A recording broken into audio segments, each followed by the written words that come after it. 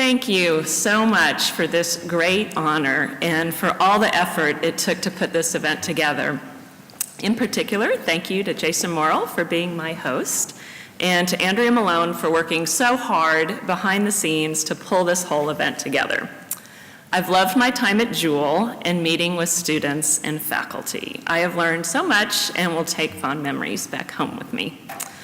I'm so appreciative of the love and support from my family and friends I have here today.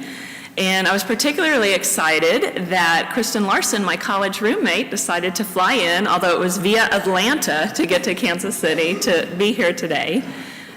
Kristen and I did our, she was not only my roommate, but we did our Oxford studies together, and we traveled around Europe together. And one of the best presents I think I've ever received is this travel journal that she typed up for me, because she has like the most perfect memory ever. And so she filled in all the gaps that I would have forgotten. Coincidentally, Kristen and I lived just above the flat where Mark Hoffman and Clark Morris lived, and I was really happy to hear, Mark, that you're one of the honorees. Thank you also for giving me an opportunity to wear a fancy robe. Not being in a choir, and I thought after church confirmation and 2 graduations, I was probably done with robes. Which brings us to the point in my story where I earn my robe and say something inspirational and tell you the secret of my success. Well, I'm not sure I have all the secrets, but I can tell you some life lessons I learned along the way, as well as how William Jewell prepared me. So, life lesson number 1. Surround yourself with caring mentors that support your goals and help you achieve them. Pick mentors that exemplify who you want to be, listen, and learn from them. My first mentors were my parents. They not only loved me, but they did everything that good mentors are supposed to do. They gave me support when I needed it, and they encouraged my passion for science early on, which included letting me breed mice in the laundry room of our basement. They even let me bring the mice to school so I could give my first science lecture on mouse anatomy and instruct my fellow first graders on the differences between boy mice and girl mice. And my parents, they also let me choose my own path, and that path included William Jewell College. I had great mentors at William Jewell. The 2 that I remember most are Dr. Judy Diltz and Dr. Ed Lane, who's in the back. I see you. Dr. Diltz was an excellent female role model. She sponsored my honors project and encouraged me to do summer undergraduate research. Dr. Lane was not only an excellent mentor, but he gave me the best advice that I received at William Jewell. At the time, I was in his PChem class. I was kind of full of myself, and I thought, well, I should automatically receive an A because I got the highest score in the class. Well, Dr. Lane, he put me in my place, but he did so in such a caring and thoughtful, helpful way. What he wrote, and here's what he wrote on one of my papers. I actually kept it. It was some pretty good advice. So, being the best student in a class, or even the best chemistry major at Jewell, doesn't mean that a student really deserves the grade of an A. You need to be sure that you're always trying to be the best student that Karen Staehling can be. Compete against an ideal and not other students. Just be sure that you're doing your best and you'll be successful and happy. So nowadays, they have this trendy word in the business world for the kind of advice Dr. Lane gave me, and it's called radical candor.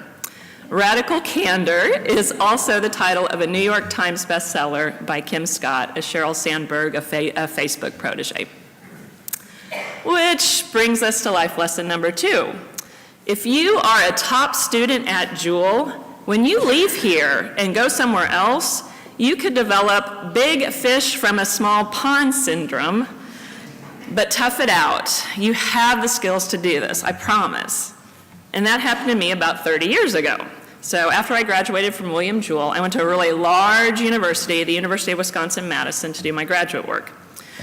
My classmates knew a whole lot more details about molecular biology than I did. They graduated from these big research universities, they knew all about the latest research, and they used cutting-edge technologies that, well, I had never really heard of.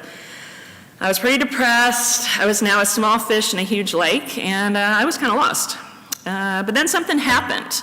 I remembered Dr. Lane's radical candor advice, and I realized that I may not have the depth of knowledge or the technology experience that my classmates did, but I had a broad knowledge base, critical thinking skills, leadership experience, and good communication skills that I gained at a small liberal arts college. And those were the skills that made all the difference and helped me to succeed. I ended up graduating early. I was second in my class, and I left with 5 first author papers.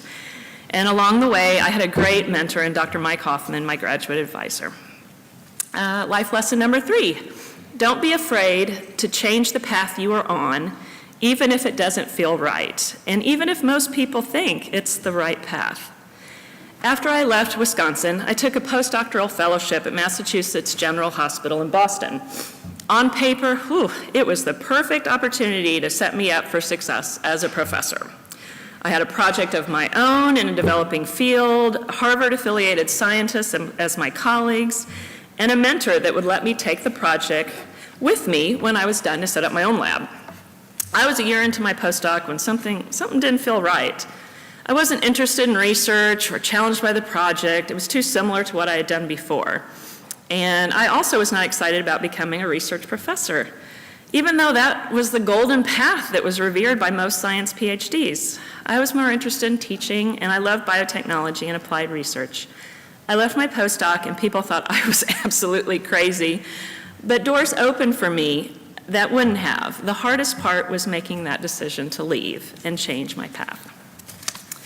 Another really smart decision I've made is when I recently got divorced and I was doing online dating.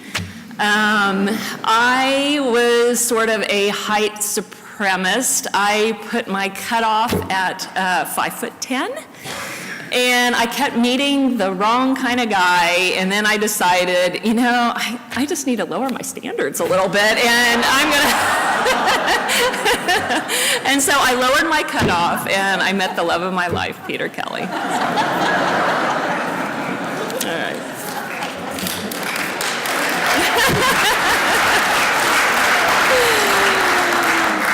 So I had a hard time putting into words my last life lesson until I stumbled upon a quote from Richard Branson, a famous entrepreneur and head of the Virgin Group of companies.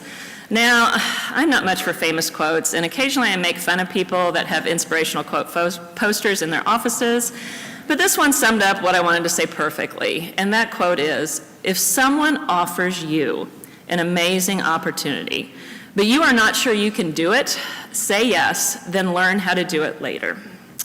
This motto has served me well, although it's been pretty scary at times. When I left my postdoc, I got a temp position at Genetics Institute, a biotech company in the Boston area.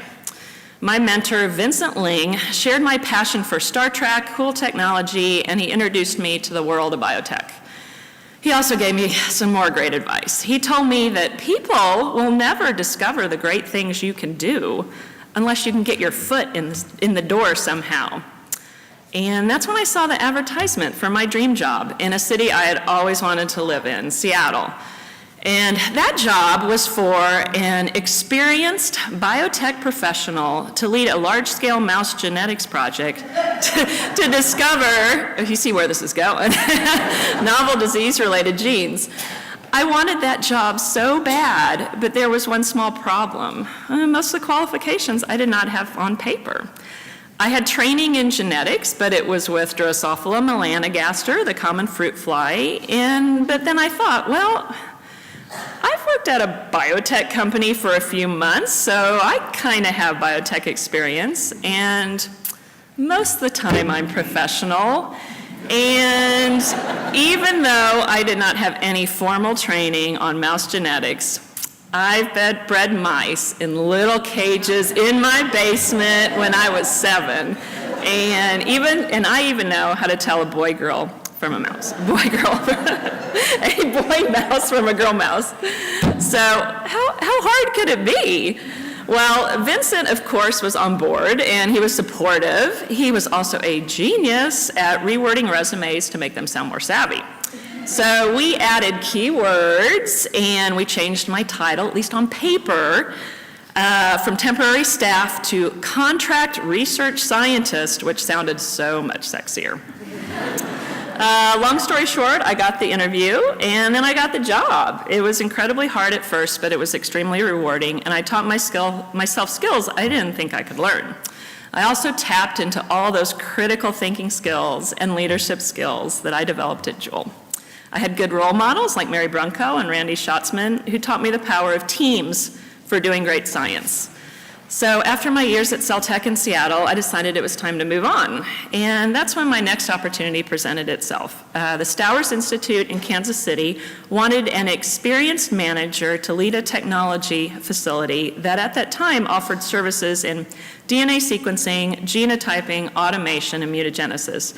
And so I thought, well, I have experience in genotyping. How hard could the rest be? And when I interviewed for the job, I found out so much more about the molecular biology department.